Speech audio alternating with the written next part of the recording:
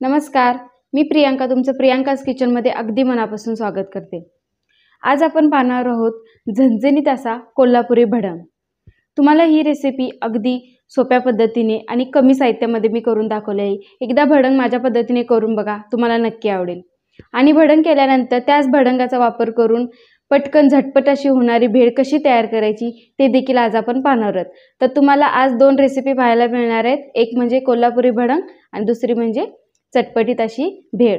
दिवाळी लवकर जवळ येत आहे, तर तुम्ही हा भडंग नक्की दिवाळीसाठी देखील करू शकता आणि इतर दिवशी देखील नाश्त्यासाठी, संध्याकाळच्या चहासोबत देखील खाण्यासाठी करू शकता।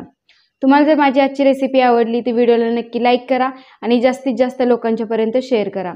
आणि प्रियांकाज किचनला नवीन असाल तर प्रियांकाज किचनला नक्की सबस्क्राइब करा आणि शेजारील बेल आयकॉनवर क्लिक करून ऑल प्रेस करा। चला तर मग आजची झटपटीत झणझणीत अशी रेसिपीला सुरुवात करूयात। सर्वात आधी इथे मी मुरमुरे घेतलेले आहेत, याला मी चिरमुरे म्हणतो। तर हे कोल्हापूर भागामध्ये मिळतात ते आहेत। चिरमुरे आपल्याला चांगले कुरकुरीत घ्यायचे आहेत, म्हणजे भडंग देखील अगदी कुरकुरीत होतो। तुम्हाला जर हे मिळाले नाही तर तुम्ही पंढरपुरी जे चिरमुरे भेटतात ते वापरू शकता। आता यामध्ये घालूयात भाजलेले शेंगदाणे। इथे मी 1 कप शेंगदाणे भाजून घेतलेले आहेत, हे मी सालासकट यामध्ये घालून घेणार आहे। सर्वात आधी आपल्याला शेंगदाणे घालून या चिरमुऱ्यामध्ये मिक्स करून घ्यायचे आहेत। शेंगदाणे सालासकट वापरायचे, तुम्हाला जर याची साल काढून वापरायचे असेल तर तसे देखील तुम्ही वापरू शकता। आता याला थोडेसे मिक्स करून झाले की आपण याची फोडणी तयार करण्यासाठी घेऊ। इथे मी गॅसवर एक कढई घेतली आहे, कढईमध्ये घालूयात 4 पळी तेल आणि या तेलाला चांगले गरम करून घ्यायचे आहे। जर तेल थंड असेल तर फोडणी चांगली नीट बसत नाही। आता तेल गरम झाले की यामध्ये घालूयात लसूण। इथे मी 15 ते 20 लसणाच्या पाकळ्या थोड्या ठेचून घेतलेल्या आहेत। आपल्याला हा लसूण तेलामध्ये 1 ते 2 मिनिटं चांगला करपूस कलर येईपर्यंत परतून घ्यायचा आहे।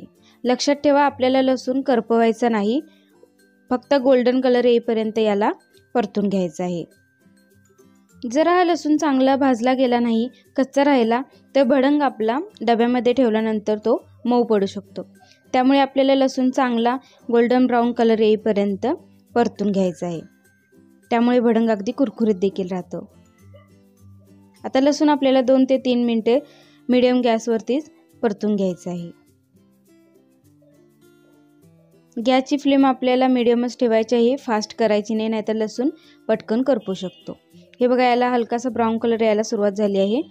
आता यामध्ये घालूयात कढीपत्त्याची पाने। इथे मी 15 ते 20 कढीपत्त्याची पाने घेतलेली आहेत। कढीपत्ता देखील आपल्याला तेलामध्ये चांगला परतून घ्यायचा आहे, म्हणजे तो कुरकुरीत होईल, नाहीतर जर मऊ राहिला तर भडंग देखील मऊ पडू शकतो। आता कढीपत्ता परतून झाला की यामध्ये घालूयात अर्धा चमचा हळद आणि 3 ते 4 चमचे लाल तिखट।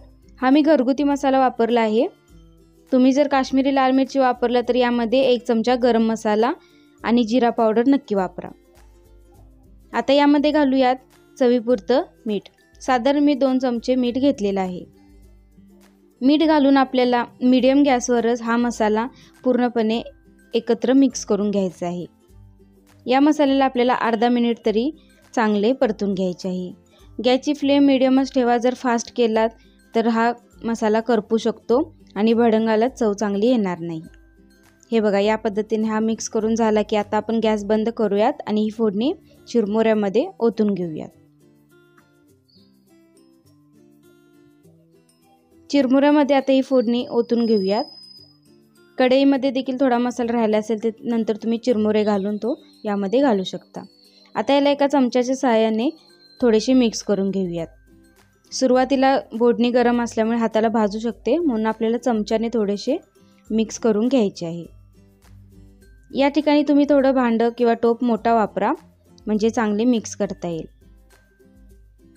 आता चमच्याने थोडे मिक्स करून झाले की हाताला सोसेल इतके थंड झाल्यानंतर हाताच्या सहाय्याने याला हलकेसे मिक्स करून घ्यायचे आहे, म्हणजे सर्व चिरमुऱ्याला चटणी मीठ चांगले लागेल।